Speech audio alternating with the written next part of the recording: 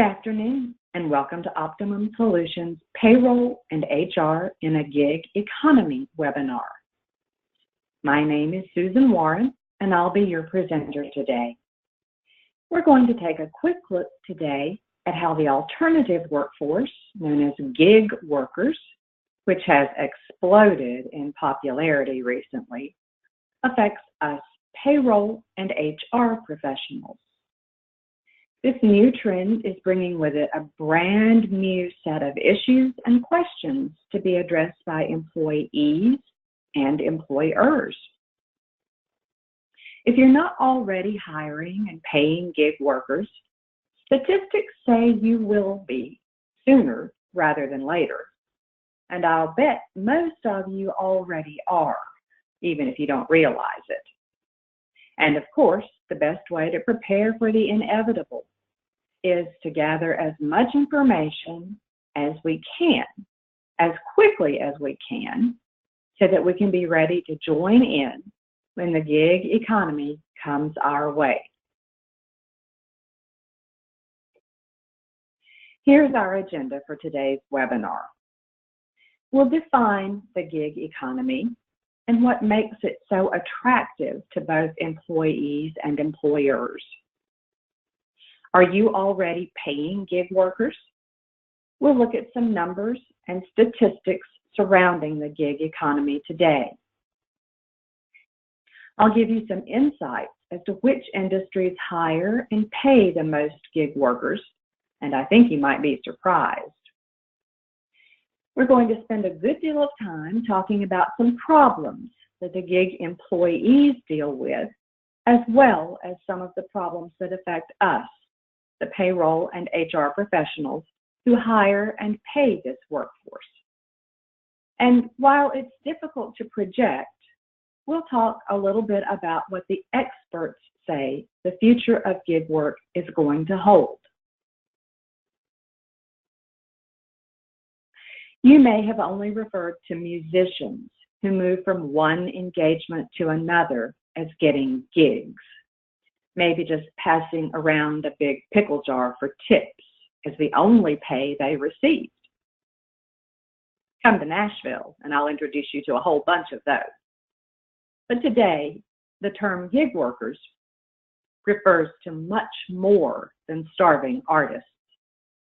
Today, gig workers fill short-term and temporary positions. The primary reason cited for the attractiveness of gig work by these employees is that with schedule flexibility and control over their own pay, they can improve overall work-life balance. Gig workers used to be thought of as sort of drifters, undereducated, lower-paid workers who may have struggled to find full-time, higher-paying jobs. But today, that is absolutely not the case. Now, while there is still that niche of entry-level, lower-paying gig work, you'll see a little later on today that gig work includes workers with all levels of education, from highly specialized degrees on down, and some gigs demand quite large paychecks. But it's not just employees that find gig work attractive. Employers also see the benefits of gig work because of reduced overhead costs and lower or no benefits offered to gig workers. Also, because gig workers are often very specialized, they very often require no training at all. You've probably been paying gig workers all along, even if you called them by different names. Many of the 1099s you create each year may be for self-employed independent contractors or freelancers who are not traditional employees. And of course, you don't withhold any taxes for those workers. Lots of businesses and industries have teams of part-time employees. Retailers hire seasonal workers by the scores during the holidays, and agricultural companies onboard thousands of seasonal employees during harvest times. Vacation spots hire extra help during vacation season, and when that season ends, the gig is up. Some gig workers hire on for just long enough to complete a project or even a micro project that is part of a larger project.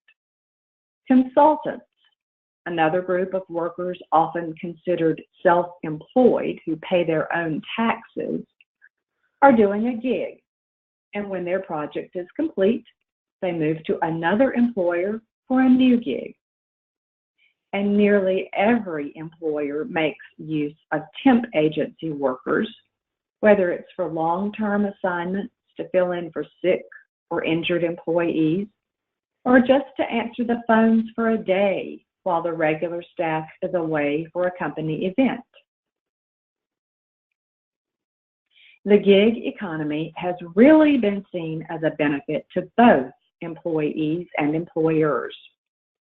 Since everyone today is digitally connected and has access to mobile devices, the concepts of job and location no longer have to be in the same place. And this is an idea that our parents, with their traditional jobs, just would not have been able to understand. But to us, telecommuting and working remotely make perfect sense, and it makes lots of gig work more convenient for both employees and employers. And this also means that employers can choose the best candidates for their projects from literally anywhere in the world.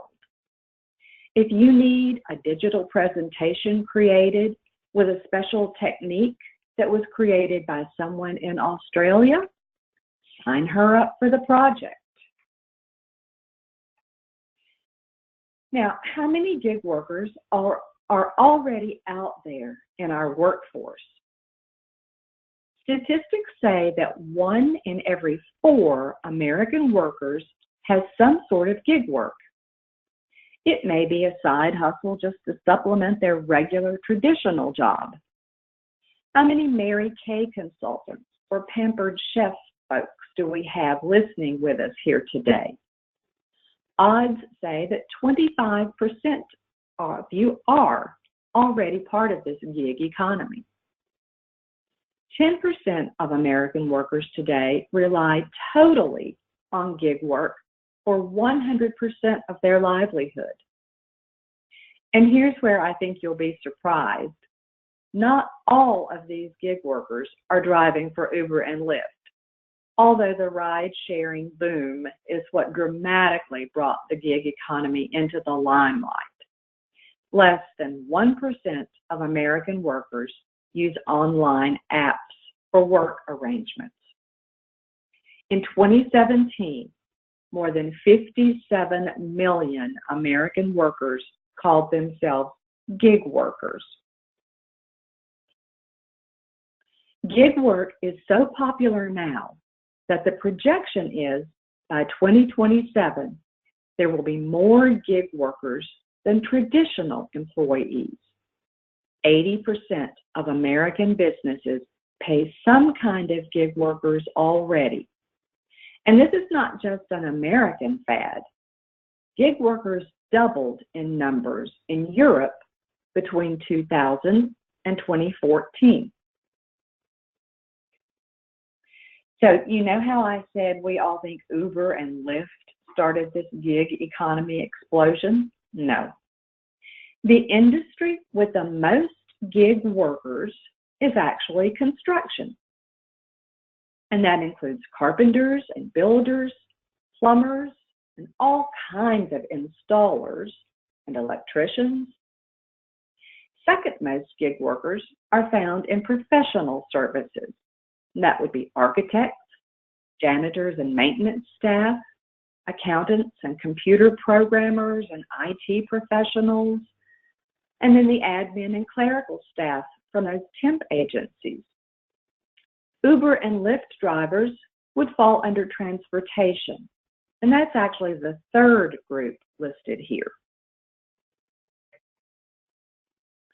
While the majority of gig workers claim to be satisfied with their schedule flexibility and that work-life balance, that can also mean that gig jobs are not always the steadiest, so their wages may also not be as predictable as those of traditional employees.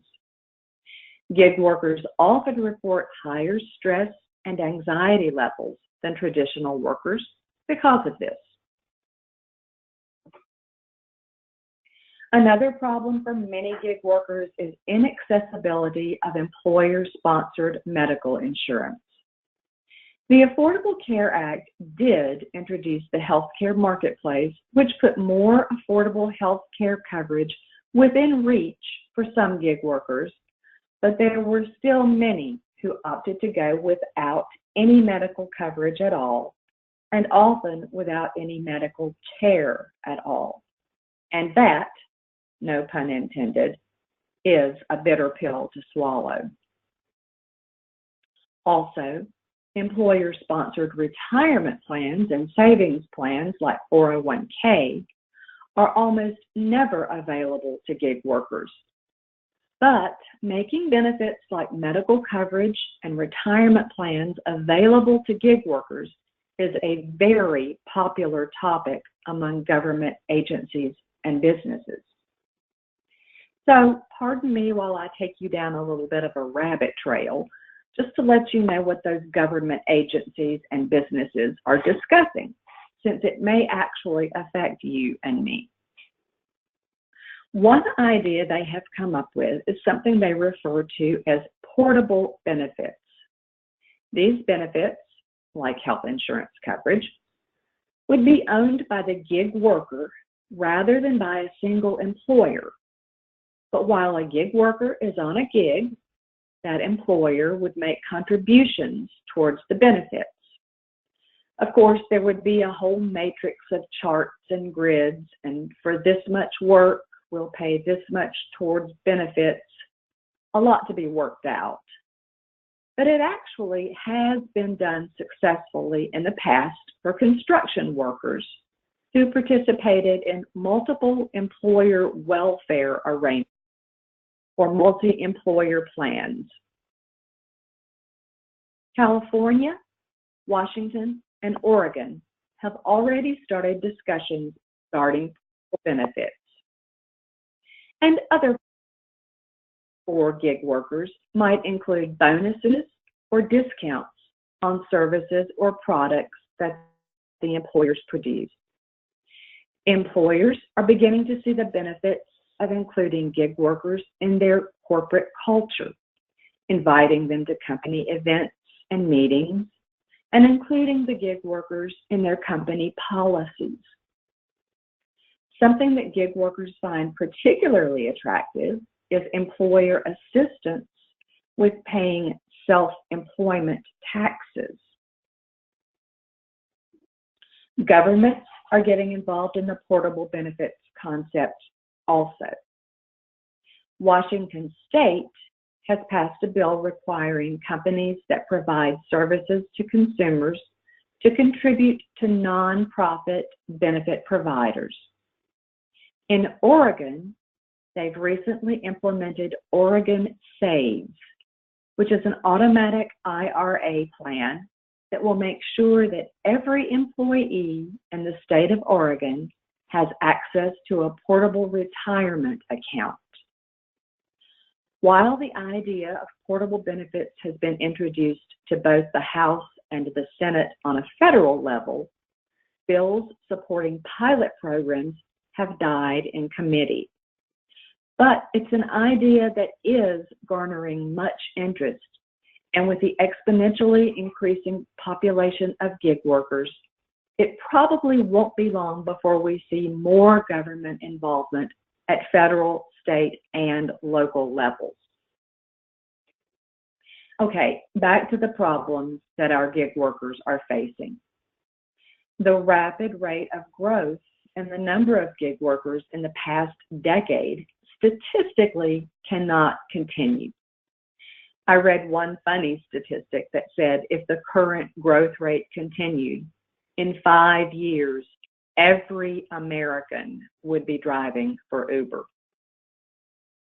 Another component to a slowdown in growth is that the current low levels of unemployment may actually make traditional jobs available to gig workers who were, in the past, unable to secure long-term permanent positions. But slow down or remain status quo, gig work has always had a high turnover rate, and it can be very competitive. For example, all those rideshare drivers are all competing with each other to get passengers, and they only get paid if they win the rider. So managing the gig workforce is not a science yet. As self-employed, many gig workers are left to pay their own payroll taxes because employers don't withhold taxes for them. That means these guys need to school themselves on paying quarterly estimated taxes, including FICA. Remember, we're not talking about payroll professionals here. Another area where gig workers should become experts is IRS rules.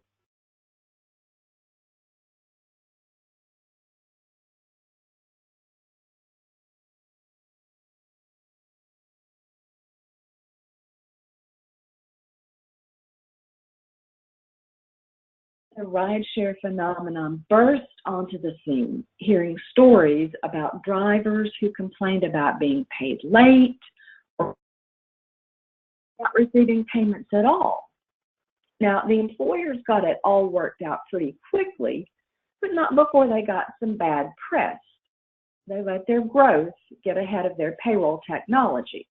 And there's a lesson to be learned here for anyone who contemplates paying a workforce besides their traditional employees. If you're going to pay alternative employees outside of your normal payroll methods, timeliness and accuracy are not optional.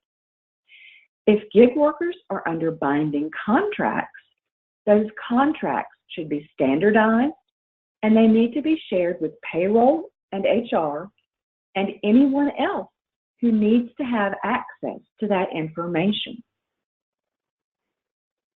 It's critical that payroll and HR communicate clearly with gig workers how and when they will be paid.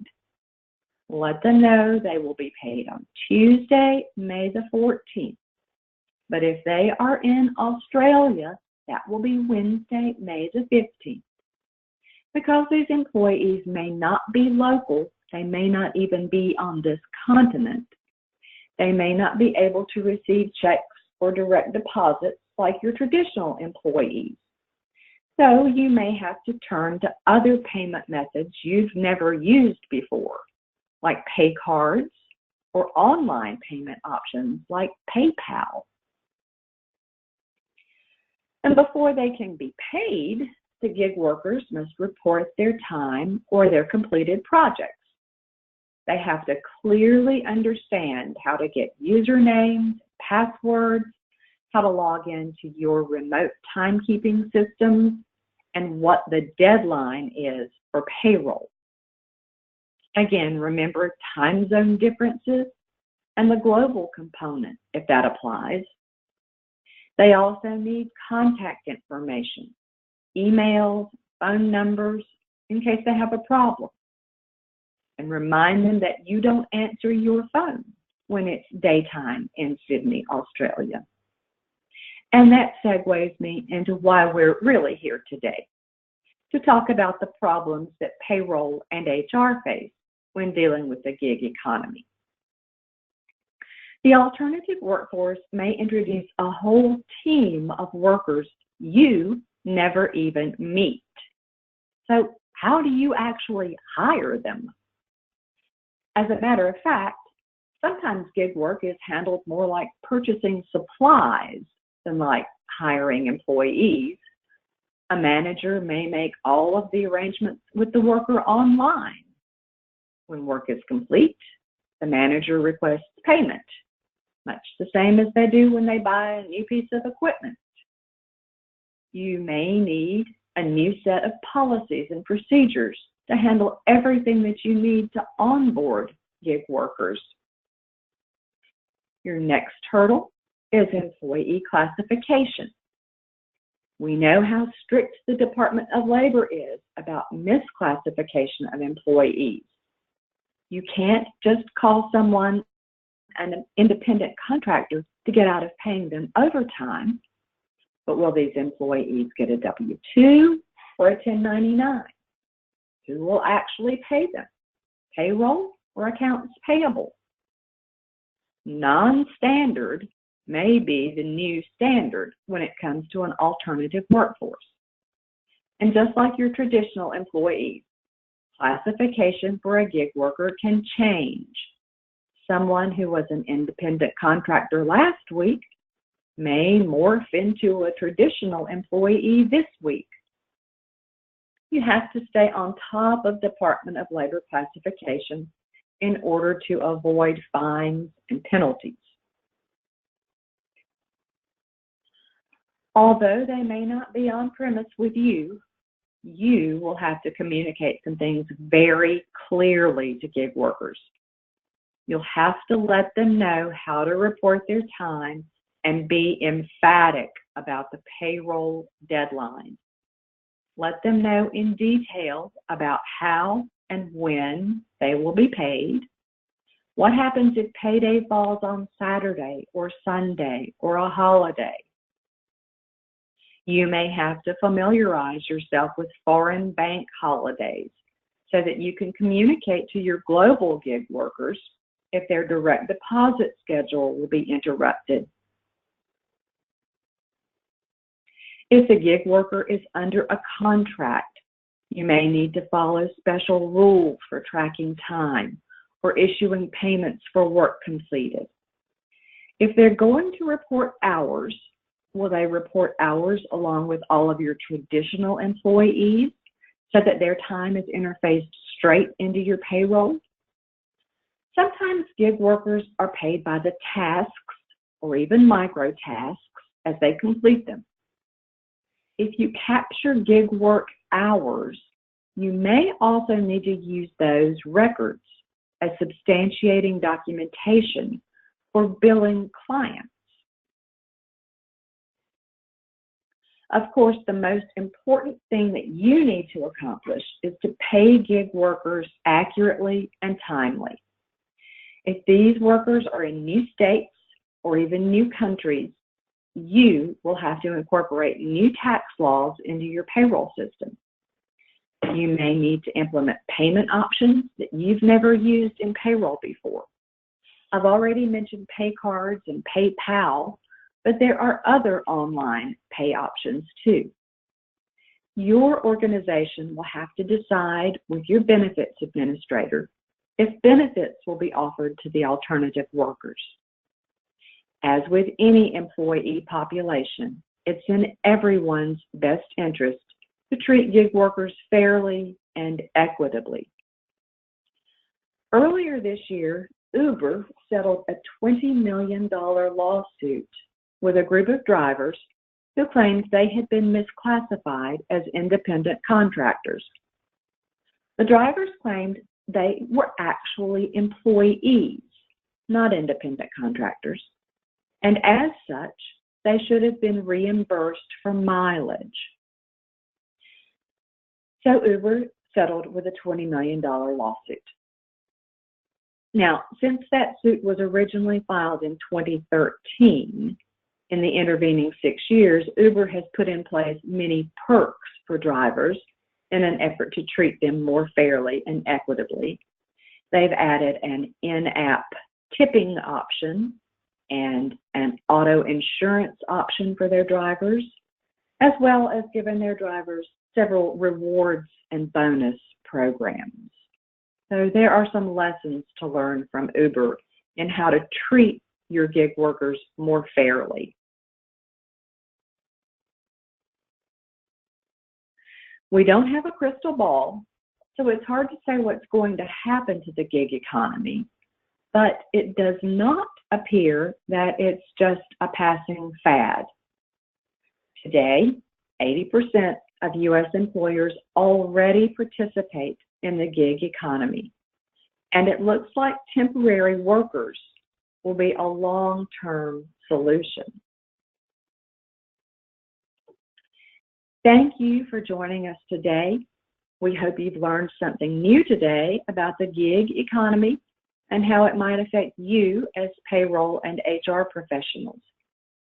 Please be on the lookout for more of our educational webinars soon, and email me if you have any suggestions for topics you'd like to see in future webinars. Have an Optimum day.